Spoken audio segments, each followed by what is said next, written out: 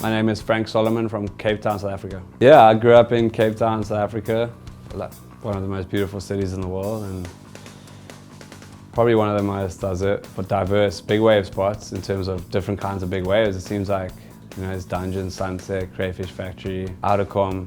It's pretty much a perfect breeding ground if you want to be a big wave surfer. Next to Hawaii, it's got to be right up there. So yeah, I grew up around there surfing Dungeons. Honestly, no one surfed it, you know? Like maybe Pierre de Villiers and one or two of those guys, but it was never as big as it was after the contest, if you know what I mean, or like leading up to that period. It seemed to be like the contest brought the wave even into the locals' eyes. Like I don't think everyone knew that it was capable to surf there. Like there's some pretty big fish swimming around there. There's a lot of sharks. It's a super big playing field, really hard to know to line yourself up with anything. My dad was one of the first surfers in the country and primarily a lifeguard. So when I was really young, I kind of got into lifesaving. From being so young and being exposed to all these different waves at a really young age, you know, going to compete in like different ocean environments, doing lifesaving really helped me understand and feel comfortable in waves from when I was really young. I was like 18, I think, and I really wanted, I think it was the 7th year or something of the Dungeons, or 8th year, you know, I think I was had 10 years. And maybe earlier, and I said to my dad, I was like, Dad, Flip, you know, I really want to go out there. And he's like, well, don't be a pussy, just go out, paddle, just do it. And I was like, all right.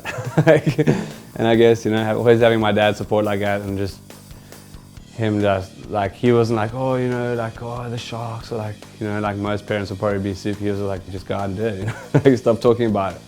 And I think that kind of attitude has helped me to get to this point, you know, being here, and yeah, super grateful for my dad for bringing me up like that. Big wave surfing, you really got to want it, you know, there's not much financial reward, there's not much, like, you're not going to be rich, you're not going to retire from it, and people always ask me, oh, you know, I've got a big board, I can hold my breath for like 8 hours, like, I've been training, like, bro, like, it's not about any of that, you just got to go out, like, it doesn't matter how many boards you have or how long you can hold your breath, and I think I mean, you know, those are the guys, you know, the guys that are out there. There's not like some, I think people think there's some big secret, you know, like how to get out, you know, what board to ride, what leash, fins, like, it doesn't matter.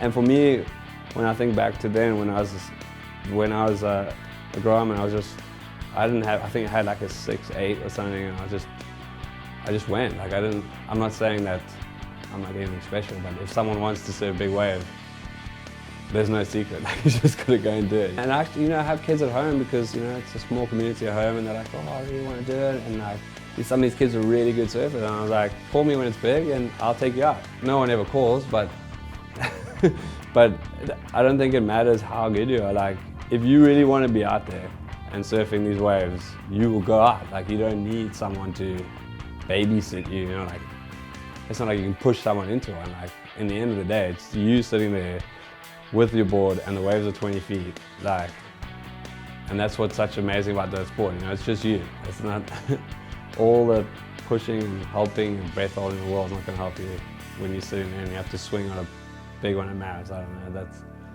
I think that's what's always drawn me to the sport anyway, that, you know. My name is Frank Solomon and you're watching the Surf Channel.